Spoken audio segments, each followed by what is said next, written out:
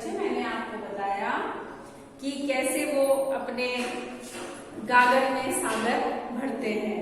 ठीक है, तो मैंने कुछ बोर्ड पे 4 दोहे पद लिख दिए हैं। अब हम इनको पढ़ेंगे।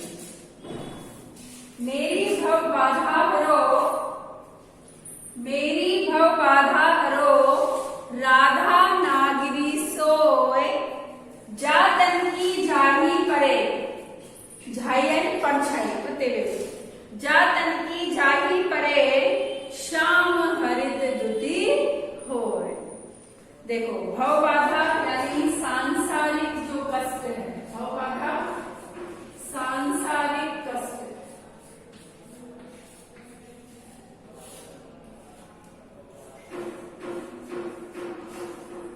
भव बाधा है आपका सांसारिक कष्ट या बाधा है। ठीक है, हरो यानी दूर करो, नागरी यानी चतुर, सोई यानी वही, जातन यानी जिसके शरीर पर, झाई यानी परछाई झलक प्रतिबिंब, परे यानी पढ़ने से,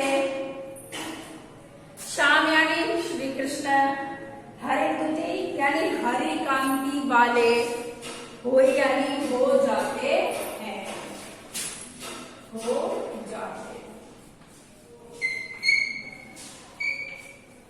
ठीक है, अब हम इसका अर्थ करेंगे। देखो, बिहारी जी क्या बोलते हैं, मेरी भव बाधा हरो, राधा नागिरी सोय, जातन की झाई परे, श्याम हरित दुति होय। बिहारी जी राधा जी से प्रार्थना करते हुए कहते हैं कि हे चतुर राधा जी, हे चतुर राधा जी, आप मेरे कष्टों का निवारण करें, आप मेरे सांसारिक जो ये बाधा है उसको दूर करें, क्योंकि तुम्हारी दृष्टि, तुम्हारी अर्थात राधा जी की, क्योंकि तुम्हारी दृष्टि जिस पर भी पड़ती है उसका उद्धार हो जाता है।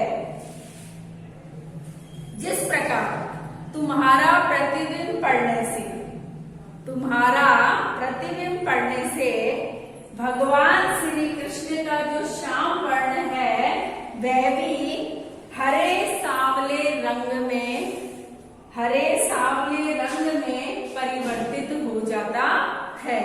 अर्थात तुम्हारे देखने मात्र से ही भगवान श्री कृष्ण प्रसन्न हो जाते हैं।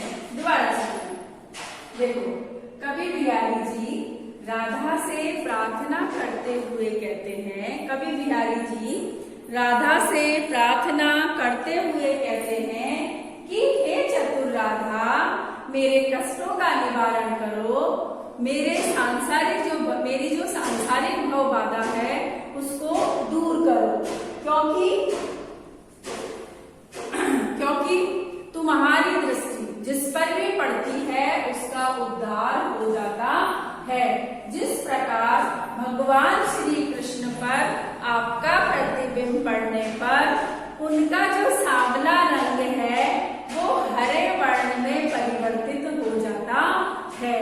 अर्थात तुम्हारे देखने मात्र से ही भगवान श्री कृष्ण प्रसन्न चित्त हो जाते हैं। ठीक है, ये हो गया। अब है तो पर बारो उर्वशी, सुने राधिके सुजान, तू मोहन के उर्वशी, है उर्वशी समान। देखो, इसमें यमक अलंकार है, इसमें उर्वशी उर्वशी कई बार आया है, लेकिन इसमें अर्थ अलग अलग है। मैंने आपको बताया शब्द एक जैसे होंगे लेकिन उनके अर्थ अलग अलग होंगे, तो वहां पर यमक अलंकार होगा। यदि शब्द वर्ण एक जैसे होते हैं और उनका अर्थ भी एक ही होता है तो वहां अनुप्रास अलंकार होता है। देखिए, तो पर बारो उर्वशी यानी तो पर यानी तुझ पर, तो पर यानी तुझ पर,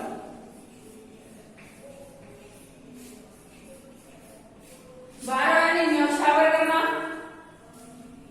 सुनी राधिके सुजान, सुनो राधिका यानी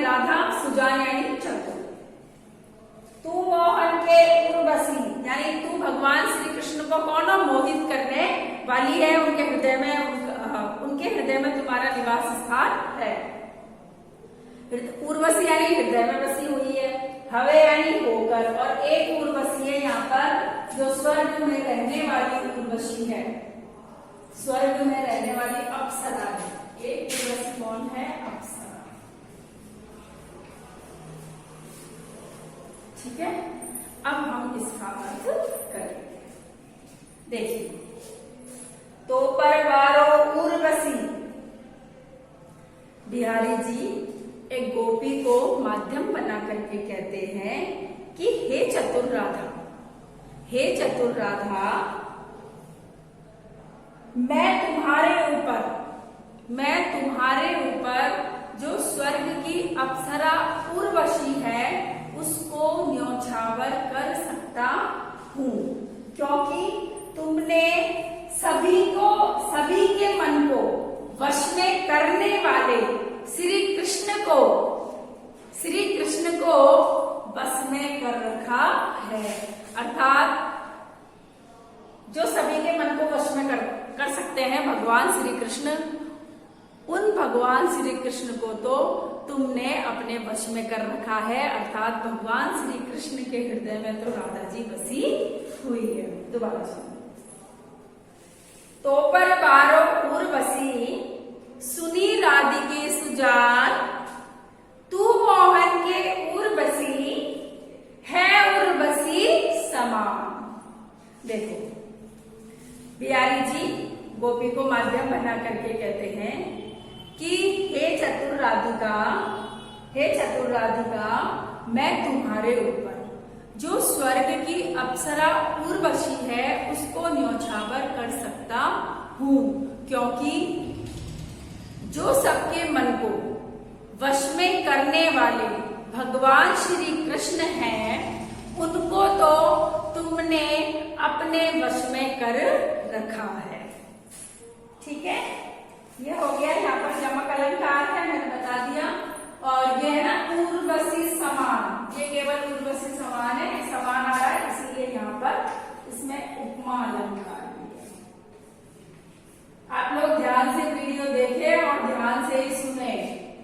आप लोगों की 12वीं क्लास है, आपको बार बार चेताया जाता है, लेकिन अभी मुझे लग नहीं रहा है कि आपका लॉकडाउन के बाद अब पढ़ने की इच्छा हो रही है। लेकिन अपना समय खराब ना करें। जो भी आपके पास पीडीएफ वीडियो जो भी आपको जिस सब्जेक्ट के लिए मिल रहे हैं उनको नियमित रूप से पढ़ें और याद करें, क्योंकि इससे आपको बहुत बड़ा फायदा होने वाला है। अगला देखते हैं, बंधु भय का दीन के को तारो रघुराई, टूठे टूठे फिरत हो झूठे बिरद कहाई। देखो, बंधु यानी होता है भाई या सहायक, जो सहायता करता है हमारी। दीन यानी दुखी और असहाय। को यानी कौन? तारो, तारो यानी उद्धार किया है। रघुराई यानी भगवान राम या भगवान कृष्ण।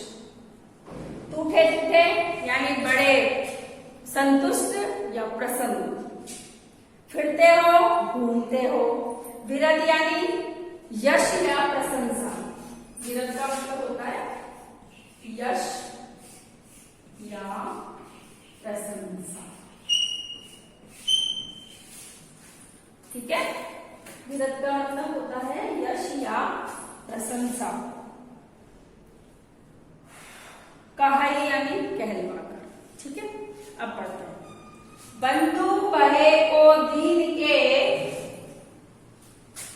को तार्यो रघुराई, टूठे टूठे फिरत हो झूठे बिरद कहाई। बिहारी कहते हैं कि हे ईश्वर, बिहारी जी कहते हैं कि हे ईश्वर, आप तो सभी के सहायक हुआ करते हैं, आप तो सभी की सहायता करते हैं, आप तो सभी के भाई बंधुओं के समान हैं, सभी का उद्धार किया करते थे। तो फिर आपने मुझ जैसे पापी का अभी तक उद्धार क्यों नहीं किया? अर्थात जब तक तुम मुझ जैसे पापी का उद्धार नहीं कर देते तब तक तुम झूठे ही दीन बंधु कहलाओगे। ठीक है, दोबारा समझें। बंधु भय का दीन के कवि बिहारी जी कहते हैं कि हे ईश्वर, आप तो सभी के सहायक हुआ करते थे और आप सभी का उद्धार करते थे। को तारो रघुराई, टूटे टूटे फिरत हो झूठे बिरद कहाई।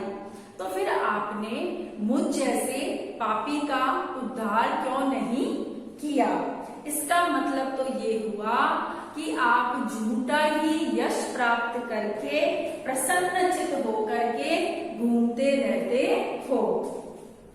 अर्थात जब तक मुझ जैसे पापी का उद्धार नहीं करोगे तब तक झूठे ही दीन बंधु कहलाओगे। ये आ गया होगा। इसमें झूठी है ना, झूठे झूठे, इसमें पुनरुक्ति प्रकाश अलंकार है, ये ना झूठे झूठे, इसमें है आपके पुनरुक्ति प्रकाश अलंकार। ये बहुत काम आएंगे आपके जब अलंकार पढ़ेंगे तो बिहारी जी से बहुत सारे उदाहरण होंगे आपके पास। और बिहारी जी तो वैसे ही ऐसे कवि है जो गागर में सागर पढ़ते हैं। अगला पढ़ते हैं। कब को टेर तू दीन रट होते न श्याम सहाई, तुम्हें हूं लागी जगत गुरु जग नायक जग बाई। देखिए, कब यानी कितने समय से, टेर तू यानी पुकार रहा हूं, दीन रट यानी दीनता भरी वाणी में, सहायक यानी सहायता करने वाला या कृपा करने वाला, तुम्हारू यानी आपको भी, जगत गुरु यानी सारे जगत के पूज्य, जगनायक यानी जगत के मार्गदर्शक या स्वामी भी कह सकते हैं, जगबाई यानी संसार की हवा, जगबाई यानी संसार की हवा।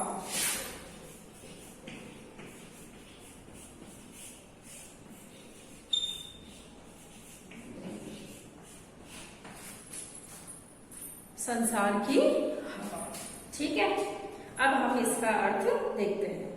देखो, कब को टेरत दीन रट होत न श्याम सहाई, तुम्हें लागी जगत गुरु जग नायक जग बाई।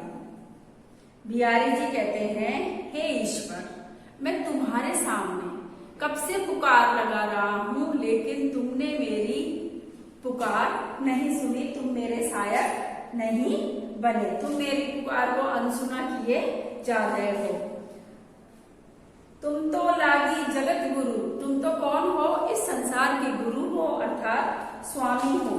पर ऐसा लगता है कि तुम्हें भी संसार की हवा लग गई है, अर्थात तुम अपना कर्तव्य भूल करके केवल दुनिया के सामने दिखावा करते हो।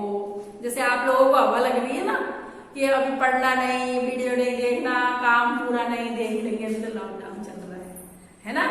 ऐसा थोड़ी पता है कि हम 12th में आ गए, हमारे बोर्ड के एग्जाम, अभी आप लोग भी ऐसा ही सोचते हैं, संसार की हवा लग रही है। दोबारा सुनते हैं इसका अर्थ। कब को टेरत दीन रट, बिहारी दास जी कहते हैं कि हे ईश्वर, मैं तुम्हारे सामने कब से पुकार लगा रहा हूं, परंतु आप मेरे सहायक नहीं बने, आपने मेरी पुकार नहीं सुनी, बल्कि उस पुकार को अनसुना कर रहे हैं।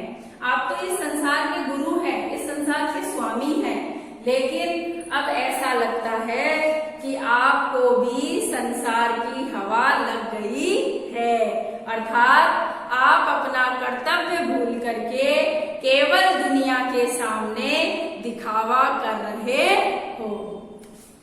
इन सबका मैंने आपको अर्थ बता दिया, ठीक है। अब आपको इनका अर्थ करना है, क्योंकि मैं आप लोगों को व्याख्या देती हूँ तो अंट वाइस अंट लिख देते हो, समझ में नहीं आ रहा क्या है क्या नहीं है। मैंने कह रखा है भाई जो इसका अर्थ होगा वो व्याख्या कहलाएगी। प्रसंग में हम लिखते हैं कि कहाँ से लिया गया है, और विशेष तो मैं तुमको इतनी अलंकार और क्यों बताती हूँ कि ताकि तुम विशेष अच्छे से लिख सको। और वैसे भी मैंने तुम्हें 2 लाइन तो रटवाई रखी है, ठीक है। अब डायरी करो, डायरी लिखिए।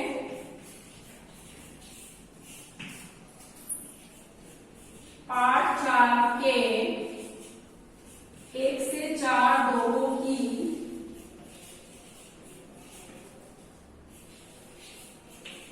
व्याख्या करे वे याद करें।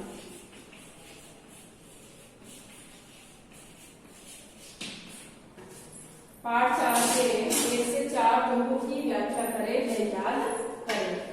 अगर आपको कुछ समझ में नहीं आता है तो आप स्कूल में आके पूछ लीजिए, फोन करके पूछिए, कमेंट बॉक्स में पूछिए, कमेंट बॉक्स में लिख सकते हैं, फोन कर सकते हैं डायरेक्ट, कोई समस्या है तो डायरेक्ट कॉल भी तो कर सकते हो ना। और अपना जो आपको पढ़ाया जा रहा है उसको आपको साथ के साथ याद भी करना है, क्योंकि इसका फायदा हमें आगे मिलने वाला है। अपनी पढ़ाई को सुचारू रूप से रखो, इसलिए नियमित रूप से वीडियो देखो और नियमित रूप से जो आपको कार्य दिया जा रहा है उसको कीजिए। आज की क्लास में तो बस इतना ही।